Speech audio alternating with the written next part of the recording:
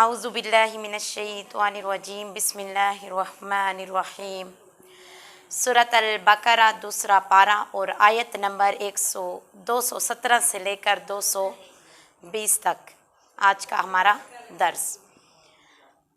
یسألونک عن الشہر الحرام قتال فیہ قل قتال فیہ کبیر وصد عن سبیل اللہ وکفر بہ والمسجد الحرام واخراج اہلہ منہ اکبر عند اللہ والفتنۃ اکبر من القتل ولا یزالون یقاتلونکم حتی یردوکم عن دینکم ان استطاعوا ومن یرتدد منکم عن دینہ فیمت وہو کافر فَأُولَئِكَ حَبِطَتْ أَعْمَالُهُمْ فِي الدُّنْيَا وَالْآخِرَةِ وَأُولَئِكَ أَصْحَابُ النَّارِ هُمْ فِيهَا خَالِدُونَ إِنَّ الَّذِينَ آمَنُوا وَالَّذِينَ هَاجَرُوا وَجَاهَدُوا فِي سَبِيلِ اللَّهِ أُولَئِكَ يَرْجُونَ رَحْمَةَ اللَّهِ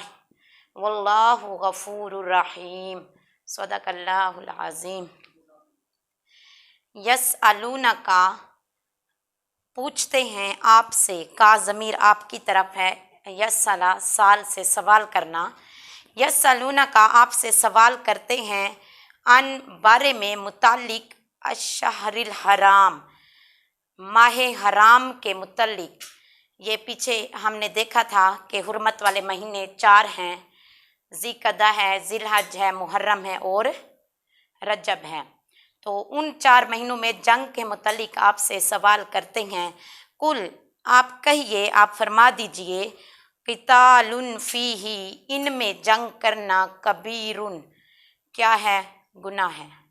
وصد اور روکنا، عن سبیل اللہ اللہ کی راہ سے روکنا، وکفر بہ اللہ سے کفر کرنا، والمسجد الحرام مسجد حرام جانے سے روکنا، واخراج اور نکالنا اہلہ جو حرم میں رہتے ہیں، منہ ان سے، اکبر عند اللہ اللہ کے نزدیک یہ اس جنگ سے بھی بڑا گناہ ہے، والفتنۃ اور فتنہ، اکبر بڑا، من القتل اور فتنے ڈالنا قتل سے بھی بڑا گناہ ہے، ولا اور نہیں، یزالون وہ رکیں گے، یقاتلونکم آپ سے جنگ کرنے سے وہ رکیں گے نہیں، حتیٰ یہاں تک کہ یردوکم وہ تمہیں پھیر دیں گے، عن دینکم آپ کے دین سے، ان استطاعوا اور جہاں تک ہو وہ کوشش کریں گے کہ آپ کو آپ کے دین سے پھیر دیں، ومن یرتدد اور پھر جو منکر ہو گیا، مرتد ہو گیا، عن دینہ اپنے دین سے، فیمت پھر وہ مر گیا، وہو کافر تو وہ کافر ہے، فاولئک اور یہی وہ لوگ ہیں، حبطت اعمالہم جن کے اعمال ضائع ہو گئے، فی الدنیا والآخرہ دنیا اور آخرت دونوں میں ان کے اعمال ضائع ہو گئے، واولئک اور وہی لوگ، اصحاب النار دوزخی ہیں، جہنمی ہیں، ہم فیہا خالدون اس میں ہمیشہ رہنے والے ہیں۔ اب پہلے ہم ربط آیات دیکھیں گے۔ پہلے اللہ نے مسلمانوں پر قتال اور جہاد کو، پچھلے سبق میں ہم نے دیکھا تھا کہ جہاد کو اللہ نے فرض قرار دیا، اس کے متعلق آیات آئی ہوئی تھیں۔ یہاں ایک سوال کی گنجائش تھی، آیا حرمت والے مہینے میں بھی قتال جائز ہے یا نہیں؟ تو 2 ہجری میں نبی صلی اللہ علیہ وآلہ وسلم نے مشرکین کے احوال پر نظر رکھنے کے لیے عبداللہ بن جہش کی قیادت میں ایک لشکر بھیجا تھا، اور اس میں سے ایک شخص تھا عمر بن حضرمی، اور وہ مشرک تھا، وہ قتل ہو گیا تھا۔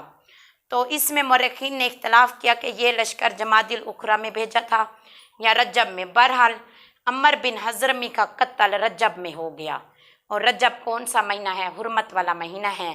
تو اس پر مشرکین نے اعتراضات کیے۔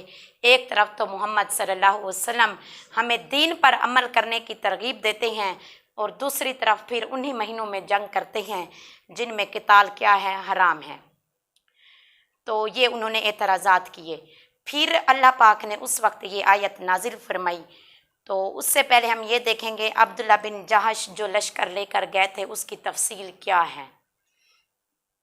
اس کی تفصیل کچھ اس طرح ہے کہ رجب میں رسول صلی اللہ علیہ وسلم نے عبداللہ بن جہش کو 8 مہاجرین کے ساتھ روانہ کیا، یعنی ایک آپ تھے، 8 اور لوگ تھے جو آپ کی قیادت میں تھے، اور بعض کہتے ہیں کہ 12 بھی تھے، لیکن بہرحال پھر رسول صلی اللہ علیہ وسلم نے عبداللہ بن جہش کو ایک خط دیا اور فرمایا کہ 2 دن سفر کرنے کے بعد اس خط کو کھول کر پڑھ لینا، پھر جو اس میں نے احکامات اور ترغیبات دی ہیں اس پر عمل کرنا۔ اور اس خط میں لکھا تھا کہ تم نخلا، یہ مکہ اور طائف کے درمیان ایک جگہ ہے، اس کا نام ہے نخلا، نخلا جب پہنچ جاؤ تو وہاں سے قریش کا ایک قافلہ گزرے گا، تم اس کی گھات لگا کر بیٹھنا، اس کے احوال جاننا اور مجھ تک پہنچانا۔ تو حضرت عبداللہ بن جہش نے خط پڑھ کر اپنے اصحاب کو سنایا، وہ سب باخوشی یہ تمام کرنے پر تیار ہو گئے۔ جب وہ معدن میں پہنچے، سعد بن ابی وقاص، عتبہ بن غزوان کے اونٹ گم ہو گئے۔ یہ شروع سے آپ کے ساتھ چلے تھے، لیکن ایک جگہ آئی نخلا سے پہلے معدن، وہاں پر ان کے اونٹ گم ہو گئے، تو وہ اپنے اونٹ تلاش کرنے لگے، لیکن باقی لشکر روانہ ہو گیا۔ پھر بقیہ جو نخلا پر پہنچ گئے، پھر وہاں پر قریش کا ایک تجارتی قافلہ آ پہنچا جس میں خوراک بھی تھی ان کے پاس اور دیگر تجارتی سامان بھی موجود تھا۔ اس قافلے میں عمر بن حضرمی نامی ایک یہ مشرک تھا، یہ بھی موجود تھا، اور عثمان بن عبداللہ بن مغیرہ، اس کا بھائی نوفل وغیرہ، یہ تمام لوگ اس قافلے میں موجود تھے۔ مسلمانوں نے ان کو دیکھ کر انہیں دھمکایا، قافلہ روکا، ان کے متعلق غور کیا۔ اس دن رجب کی آخری تاریخ تھی۔ بعض کہتے ہیں کہ بعض نے یعنی حضرت عبداللہ بن جہش کو کہا کہ اگر تم نے ان کو چھوڑ دیا تو یہ حرم پہنچ جائیں گے اور پھر تم سے یہ محفوظ ہو جائیں گے، اور اگر تم نے ان سے جنگ کی تو یہ تم ماہ حرام میں جنگ کرنے کا ارتکاب کرو گے۔ پھر یہ تمام لوگ اس نتیجے پر پہنچے کہ ان سے جنگ کر لی جائے، اور جس کو قتل کر سکیں اس کو قتل کر لیں، جس کو گرفتار کرنا پڑے اس کو گرفتار کر لیں۔ تو پھر ہوا یوں کہ واقد بن عبداللہ تمیمی نے تیر مارا، جس کی بدولت عمر بن حضرمی کو قتل کر دیا گیا، اور پھر عثمان بن عبداللہ اور حکم بن کیسان کو گرفتار کیا گیا، اور نوافل بن عبداللہ بھاگ نکلنے میں کامیاب ہو گیا۔ پھر عبداللہ بن جہش اس قافلے کے سامان اور 2 قیدیوں کو لے کر یہ اپنے اصحاب کے ساتھ مدینہ آ گئے۔ ان لوگوں نے مال غنیمت کا 5واں حصہ رسول صلی اللہ علیہ وسلم کے لیے الگ کر لیا اور پھر باقی آپس میں تقسیم کر لیا۔ یہ اسلام میں پہلا مال غنیمت اور خمس یعنی 5واں حصہ بھی تھا۔ جب یہ رسول صلی اللہ علیہ وسلم کے پاس پہنچے تو آپ نے فرمایا، میں نے تو تم کو ماہ حرام میں قتال کرنے کا حکم نہیں دیا تھا۔ تو ان کا قافلہ اور 2 قیدی وہاں ٹھہرے رہے۔ آپ نے اس میں سے کسی چیز کو بھی لینے سے انکار کر دیا۔ اس وقت ان مسلمانوں کو بہت پشیمانی ہوئی، اور دیگر نے بھی ان کو ملامت کی اور کہا، تم نے وہ کام کیا ہے جس کا تمہیں حکم نہیں دیا گیا تھا، تم نے ماہ حرام میں قتال کیا، حالانکہ تم کو لڑنے کا حکم تو نہیں دیا گیا تھا۔ ادھر قریش نے تانا دیا کہ محمد صلی اللہ علیہ وسلم اور ان کے اصحاب نے ماہ حرام کو حلال کر دیا ہے کیا؟ اس ماہ میں خون ریزی کی، لوٹ مار کی۔ ادھر یہودیوں نے اس واقعے کو خوب اچھالا اور کہا، واقد بن عبداللہ نے جنگ کی آگ بھڑکا دی ہے، حضرمی کے قتل سے جنگ کی نوبت آ گئی۔ اس وقت اللہ نے یہ آیت نازل فرمائی کہ یہ تم سے ماہ حرام میں قتال کے متعلق، جنگ کے متعلق پوچھتے ہیں، ان سے کہیں کہ یہ گناہ ہے، یہ گناہ ہے، اور اس سے بھی بڑا گناہ فرمایا وہ ہے جو تم کر رہے ہو آپس میں مل کر، یعنی لوگوں کو اسلام قبول کرنے سے روکتے ہو، اللہ کا کفر کرنے پر مجبور کرتے ہو، مسلمانوں کو مسجد حرام میں جانے سے روکتے ہو، آپس میں فتنہ پھیلاتے ہو، تو یہ اس گناہ سے بھی بڑا ہے جو ماہ حرام میں قتال کرنا ہے۔ تو پھر یہ ہوا کہ اس میں یہ ہوا تھا کہ کچھ لوگوں کو فدیہ دے کر چھڑوا دیا گیا تھا، और उनमें से हकम बिन कैसान वो था जो मुसलमान हो गया था और फिर रसूल सल्लल्लाहु अलैहि वसल्लम के पास मदीना में ही रहा हत्ता कि बैर माउनिया के वाक़े में शहीद हो गया। तो ये तमाम तफसील है कि जिस दिन हज़रमी को कत्ल कर दिया गया और वो जमादी का आखिरी दिन और रजब की पहली रात थी।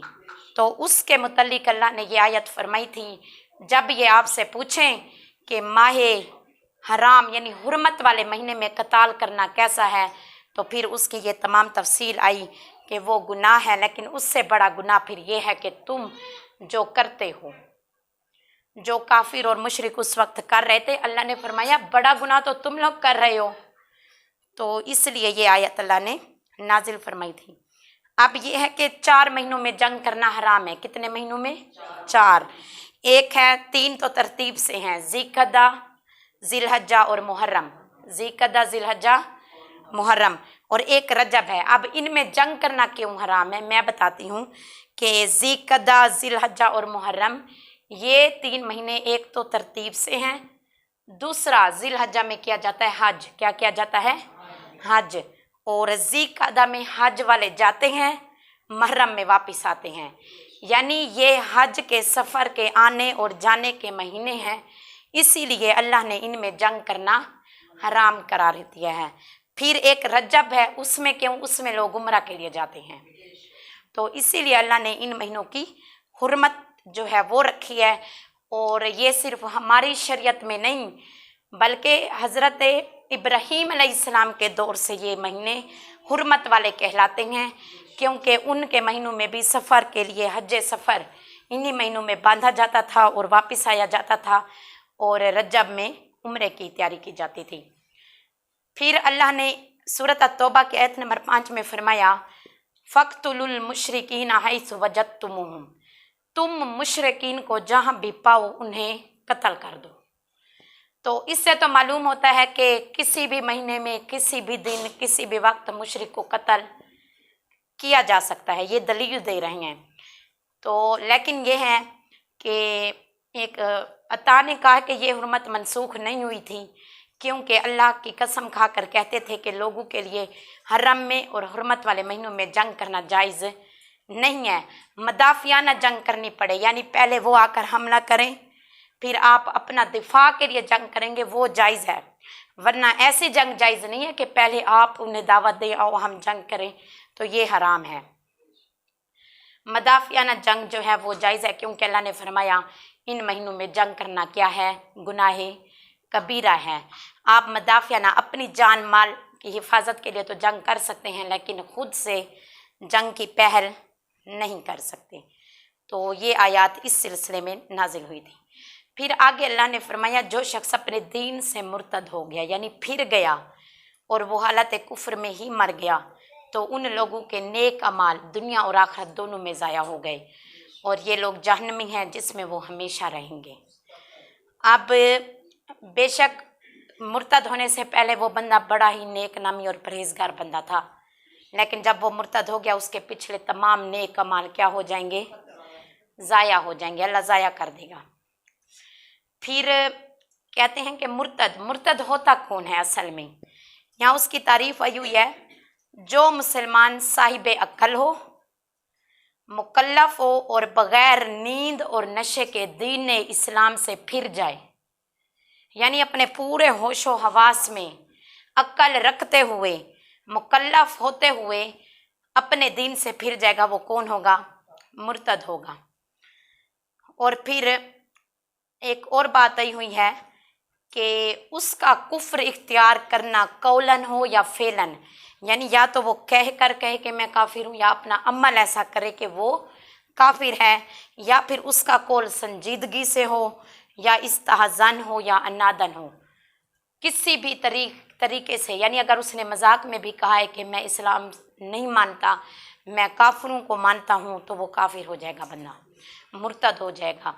तो इसीलिए कहते हैं कि सोचने से पहले, बोलने से पहले सोचना चाहिए।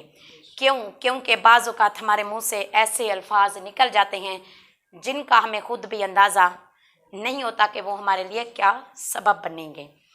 तो किसी भी तरीके से बंदा कौल से, फेर से, संजीदगी, इस्तेहज़ा या जानबूझकर कहे कि मैं इस दिन से फिर गया तो वो मुर्तद हो गया। फिर जब कोई मुसलमान माअज़ल्लाह मुर्तद हो जाए तो उस पर इस्लाम पेश किया जाए और इस्लाम के खिलाफ जो उसके शुबहात हैं उनको ज़ाइल किया जाए। यानी कोई वजह होगी ना जिसकी वजह से वो कहेगा कि अब मैं इस्लाम में नहीं रहता, ये चीज़ ऐसे नहीं, ऐसे होनी चाहिए थी। आप क्या करें, पहले उस पर उन शुबहात को ज़ाइल करने की कोशिश करें, उसके सवालों के जवाब देने की कोशिश करें। अगर वो फिर भी नहीं मानता तो उसको कत्ल कर दें। अगर वो मोहलत तलब करे तो उसको 3 दिन की मोहलत दे दें। कितने दिन की?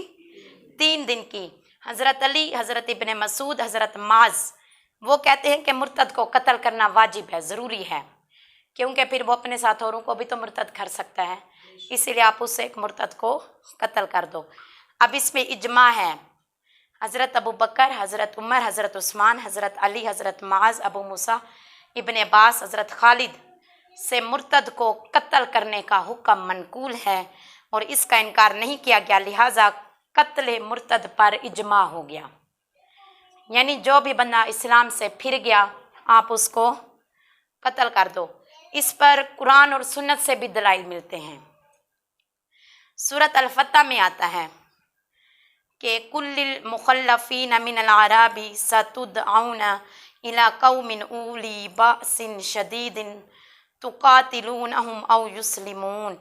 इन पीछे रहने वाले देहातियों से आप फरमा दीजिए तुम एक ऐसी कौम यानी मुर्तदीन अहले यमामा की तरफ बुलाए जाओगे जो सख्त जंगजू होगी, तुम उनसे लड़ते रहोगे या वो मुसलमान हो जाएंगे। 2 सूरतें आई हैं, यानी 2 रास्ते हैं। नंबर 1 आप जंग करो, वो इस्लाम कबूल कर लें, अगर वो इस्लाम कबूल नहीं करते तो दूसरी सूरत है उनको कत्ल कर दो। हज़रत अब सही बुखारी की पहली जिल्द की रवायत आई हुई है कि हज़रत इब्न अब्बास रज़ियल्लाहु अन्हुमा बयान करते हैं रसूल सल्लल्लाहु अलैहि वसल्लम ने फरमाया जो शख्स अपना दीन तब्दील करे उसको कत्ल कर दो। इससे बड़ी दलील और क्या चाहिए? कुरान भी कह रहा है उसको कत्ल कर दो और हदीस भी कह रही है कत्ल कर दो।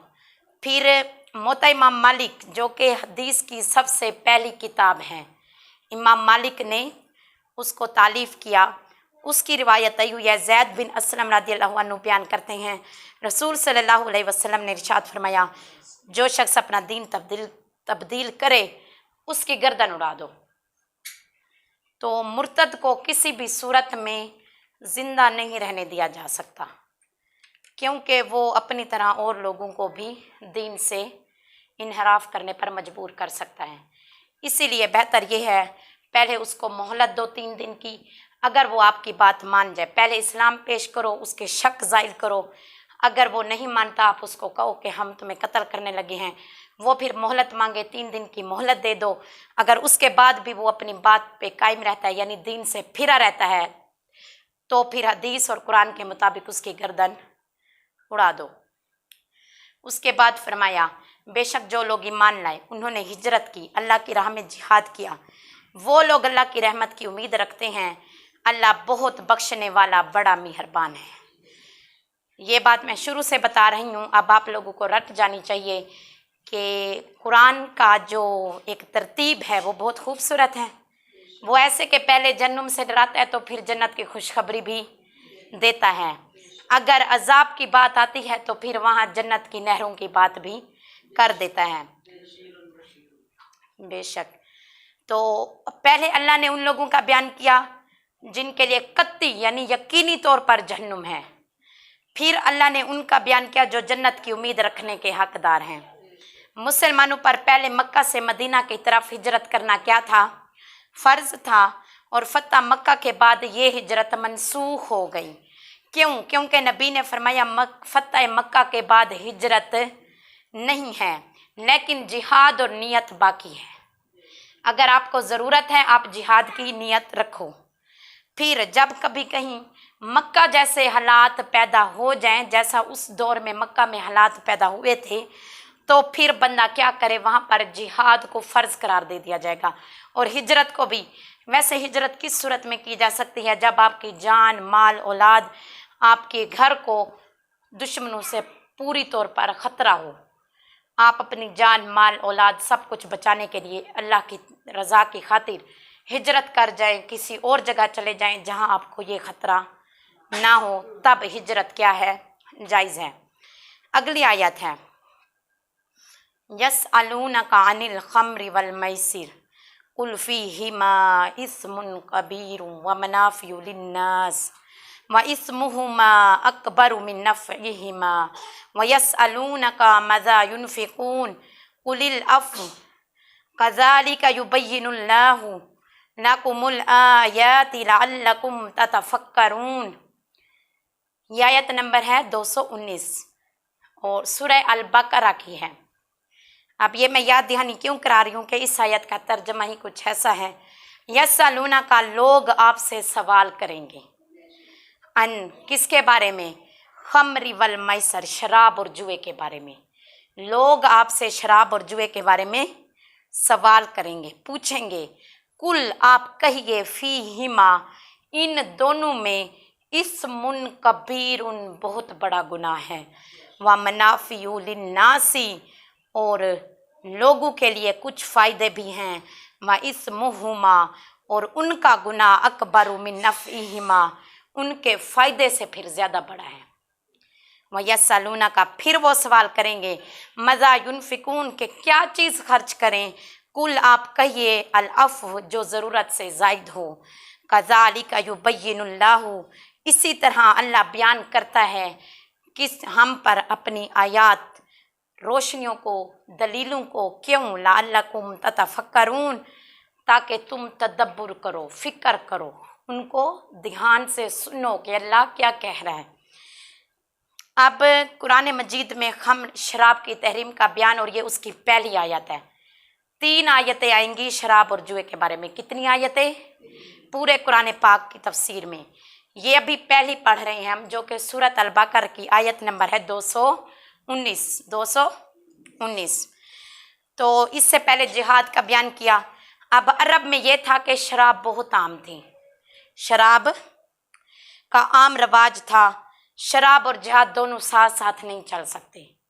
शराब में अक्ल नाकिस हो जाती है, बिल्कुल ख़त्म हो जाती है, ना बंदे को बोलने की तमीज़ रहती है, ना उठने बैठने की। और जिहाद अल्लाह की राह में अपना आप खर्च करना होता है और उसके लिए ज़रूरी है कि बंदे को ये शऊर हो कि मैं अल्लाह की राह में खड़ा हूँ। तो फिर शराब के नशे में जुआ खेलते थे अरब के लोग, फिर जो जुए में जीती हुई रकम होती थी वो गरीबों में बांटते थे। हालांकि वो गरीबों में रकम देना एक अच्छा अमल है। यहाँ लिखा हुआ है ना, मनाफ़िउ लिन्नासी लोगों के कुछ फ़ायदे हैं, इसमें लोगों के कुछ फ़ायदे हैं। फिर फरमाया व इस्मुहुमा अकबरु मिन नफ़इहिमा, लेकिन उन वो जो फ़ायदा देते हैं उससे बड़ा गुनाह है वो जो शराब पीते हैं। जुए में रकम जीत कर फिर गरीबों में दान करते थे। हालांकि गरीबों की मदद करना एक बहुत अच्छा अमल है, उसकी हमें तरगीब दिलाई गई है, लेकिन जुए के पैसों से तो नहीं तरगीब दिलाई गई ना, हलाल की कमाई से हमें तरगीब दिलाई गई है। हमने 2 दिन पहले ही एक सबक पढ़ा था कि अगर कोई बंदा हराम चीज़ सदका करेगा तो वो काफिर होगा, लेने वाला भी देने वाला भी, अगर लेने वाले को पता लग जाए कि ये हराम की कमाई के पैसे हैं। यही पढ़ा था ना। तो यहाँ पर भी वही बात आ रही है कि ये जुए के पैसों से फिर सदका करते थे। फिर अल्लाह ने फरमाया कि ऐसा मुमकिन नहीं है कि तुम हराम काम करके फिर कहो कि अब हमने हलाल किया तो हमारा हराम काम का गुनाह नहीं होगा। वो जो हराम कर रहे हो वो तो तुम लोग का है पड़ा। फिर आगे इमाम इब्न जरैर अपनी सनद के साथ रवायत करते हैं, ज़ैद बिन अली अल्लाह ताला ने खम्र यानी शराब के मुतलिक 3 आयतें नाजिल की। एक ये आयत है, शराब पीने से वक्ती जोश और हैजान पैदा होता है और जुए के ज़रिए आसानी से जीती हुई रकम हासिल होती है। ज़माने जालियत में ये रकम गुरबा पर खैरात कर दी जाती थी। उन फ़वाइद की बिना पर लोगों ने अपने आप से शराब और जुए के मुतालिक सवाल किया। अब यही वजह थी कि उन्होंने आकर हजूर अलैहिस्सलातु वस्सलाम से सवाल किया कि ये जो हम शराब पीते हैं, फिर जुए की जीती हुई रकम लेते हैं, फिर गरीबों में खर्च करते हैं, तो फिर इसके मुतल्लिक अल्लाह ताला का क्या फरमान है। तब अल्लाह ने ये आयत नाजिल फरमाई और इसमें यह है, फिर जो लोग शराब पीते थे वो नमाज के औकात में शराब पी कर नमाज पढ़ने चले जाते थे। और फिर उसके बारे में सूरत अन-निसा में अल्लाह ने हुक्म दिया, या अय्युहल्लज़ीना आमनु ला तक़रबुस्सलाता व अंतुम सुकारा हत्ता तअलमू मा तक़ूलून, कि नशे की हालत में तुम नमाज के करीब ना जाओ हत्ता कि तुम ये जान लो कि तुम क्या कह रहे हो। पहले अपने होशो हवास में आ जाओ, उसके बाद नमाज पढ़ने जाओ। तो इसी तरह है कि शराब की हुर्मत पर 10 दलीलें हैं। कितनी दलीलें? मैं 10 की 10 आपके सामने रखूँगी। पहले, शराब का जिक्र, जुए, बुतों के चढ़ावों की जगह, बुतों के पास यानी फाल निकालने वाले जो तीर होते हैं, नजूमी जिन्हें हम कहते हैं, ये तमाम चीज़ें क्या हैं? हराम हैं। क्या हैं? हराम हैं। गैब का इल्म सिर्फ अल्लाह के पास है। इसके अलावा किसी बंदे को ये इख्तियार नहीं है कि वो बैठकर आपको बताए कि आपकी शादियाँ इतनी होंगी, आपकी तलाक़ें इतनी होंगी, आपके बच्चे इतने होंगे, आपको कोठी मिलेगी, बंगला, या आपको झोंपड़ी मिलेगी। ये सिर्फ अल्लाह जानता है। उसके बाद दूसरी दलील, शराब को रिज्स, नजस करार दिया गया है, यानी नापाक चीज़, और हर नापाक क्या है? हराम है। क्या है? हराम है। तीसरी दलील, शराब को शैतानी काम फरमाया और शैतानी काम हराम है। चौथी, शराब पीने से इज्तनाब का हुक्म दिया, इससे इज्तनाब करना फ़र्ज हुआ, जिसने इज्तनाब ना किया वो हराम कर रहा है। जिस चीज़ से अल्लाह ने मना कर दिया बंदा उससे ना रुके, यानी अल्लाह के ख़िलाफ़ जाए, अल्लाह से बगावत करे, उससे बड़ा मुनकर कौन होगा। उसके बाद पाँचवां, हसूल फलाह को शराब से इज्तनाब पर मलक फरमाया। इज्तनाब इसका फ़र्ज़ है और इसका इर्तिकाब जो है वो ज़रूरी हराम है। बल्कि शराब के सबब से शैतान दावत पर उतर आता है, दुश्मनी करता है, बंदा खुद शैतान बन जाता है। शैतान ने आकर क्या दुश्मनी करनी है? तो इसीलिए अदावत क्या है? हराम है। दुश्मनी क्या है? हराम है। फिर शराब के सबब से शैतान बुग़्ज़, हसद, कीना, झूठ, ये तमाम बुराइयां हमारे अंदर डल जाती हैं, और ये तमाम बुराइयां भी हराम हैं। उसके बाद शराब की तासीर से शैतान अल्लाह के ज़िक्र से रोकता है, और फिर क्या है? लिहाजा शराब हराम हुई। अब मैं दे रही हूँ आपको 9वीं दलील, शराब की तासीर से शैतान नमाज से रोकता है, और जिसने नमाज ना पढ़ी, यानी नमाज से रोकना भी हराम है, और नमाज पढ़ने वाले के मुतल्लिक मुख्तलिफ अक़वाल आते हैं। कुछ कहते हैं कि वो बंदा काफिर है, कुछ कहते हैं वो गुनाह कबीरा का मुर्तकब है। 10वीं दलील, इस्तफ़हामन, इंतहाई बलीग ममानियत करते हुए फरमाया, क्या तुम शराब नोशी से बाज आने वाले नहीं हो? यानी अल्लाह ने फरमाया हमसे कि तुम शराब नोशी से बाज क्यों नहीं आते। इतनी दलीलें अल्लाह दे रहा है, वो भी वाज़े खोल कर, फिर भी कोई बंदा जाकर शराब को हाथ लगाए तो उससे बड़ा नाअहिल और बेवकूफ़ कौन होगा। फिर ये तो कुरान की दलीलें हैं। अब मैं हदीस की चंद दलीलें पेश करूंगी आपके सामने। इमाम बुखारी की, सही बुखारी की 2री जिल्द में ये दोनों रवायतें जो है ना उसी जिल्द से रवायत कर रही हूँ। पहली है अब्दुल्ला बिन उमर बयान करते हैं, रसूल सल्लल्लाहु अलैहि वसल्लम ने फरमाया, जिसने दुनिया में खम्र यानी शराब पी वो आखिरत में उससे महरूम रहेगा। वाज़े फरमाया जा रहा है कि यानी वो जन्नत में कभी नहीं जाएगा, क्योंकि जन्नत की शराब तो वही पिएगा जो जन्नत में जाएगा। फिर फरमाया, हज़रत अबू हुरैरा रज़ियल्लाहु अन्हु बयान करते हैं, ज़ना करते वक्त ज़ानी में ईमान नहीं होता, और खम्र यानी शराब पीते वक्त शराबी में ईमान नहीं रहता, और चोरी करते वक्त चोरी में ईमान नहीं रहता। तो ये 3 काम ऐसे हैं जिनको कोई भी बंदा करेगा उसमें ईमान नहीं रहेगा। उसके बाद हज़रत अनस बिन मालिक बयान करते हैं, हज़रत अबू उबैदा, हज़रत अबू तलहा, हज़रत उबई बिन काब को अध पक्की खजूरों और छवारों की शराब पिला रहा था। ये उस वक्त अभी हुक्म नाजिल नहीं हुआ था, ये उस वक्त की रवायत है। तो कहते हैं एक आने वाले ने आकर कहा कि खम्र यानी शराब को हराम कर दिया गया है। हज़रत अबू तलहा ने कहा, ए अनस उठो और इस तमाम शराब को उंडेल दो। मानने वाले तो फिर ये हुए ना, बना रहे हैं। किसी ने आकर खबर दी कि इसको हराम करार दे दिया गया है, क्या फरमाया, उठो और इसको नीचे उंडेल दो। फिर हज़रत अबू मालिक और हज़रत अबू मालिक अशअरी रज़ियल्लाहु अन्हु ने बयान किया, नबी सल्लल्लाहु अलैहि वसल्लम ने फरमाया कि अन करीब मेरी उम्मत में ऐसे लोग होंगे जो जना, रेशम, ये मर्दों के बारे में है, रेशम मर्द के लिए हराम है, औरत के लिए उसकी खूबसूरती है, जीनत है। जना, रेशम, खम्र और अलाते मौसीकी, म्यूज़िक सुनना, इसको क्या कहेंगे, हलाल कहेंगे। और अन करीब कुछ लोग पहाड़ के दामन में रहेंगे, जब शाम को वो अपने चारों जानवरों का रेवड़ लेकर वापस लौटेंगे, उनके पास कोई फ़कीर अपनी हाजत लेकर आएगा तो वो उसको देंगे नहीं, कहेंगे कल आना। क्या कहेंगे, अल्लाह ताला पहाड़ गिरा कर उनको हलाक कर देगा। और दूसरे लोगों यानी जिनका जिक्र किया कि जो जना, शराब, अलाते मौसीकी को हलाल समझते हैं, उनको मसक करके क़यामत के दिन बंदर और खंजीर बना दिया जाएगा। ये सही बुखारी की दूसरी जिल्द में हदीस मौजूद है। ये दोनों जिनमें मैंने ये वईदें सुनाई हैं, इससे बड़ी दलील और आपको क्या चाहिए। फिर हज़रत उमर बिन अल ख़त्ताब रज़ियल्लाहु अन्हु बयान करते हैं, उमर यानी हज़रत उमर ने दुआ की कि ऐ अल्लाह, खुम्र, शराब के मुतल्लिक शाफ़ी हुक्म बयान फरमा। तो उस वक्त ये वाली आयत नाजिल हुई सूरह अल बकरा की। फिर उमर ने दुआ की, या अल्लाह, शराब के मुतल्लिक, खम्र के मुतल्लिक शाफ़ी हुक्म नाजिल फरमा। उस वक्त सूरह निसा में जो आयत के मुतल्लिक शराब की आयत है वो नाजिल हुई। फिर रसूल सल्लल्लाहु अलैहि वसल्लम के मनादी ने नदा की कि कोई शख्स नशे की हालत में नमाज के करीब ना जाए। फिर हज़रत उमर ने दुआ की, ऐ अल्लाह, खुम्र के मुतल्लिक शाफ़ी हुक्म नाजिल फरमा।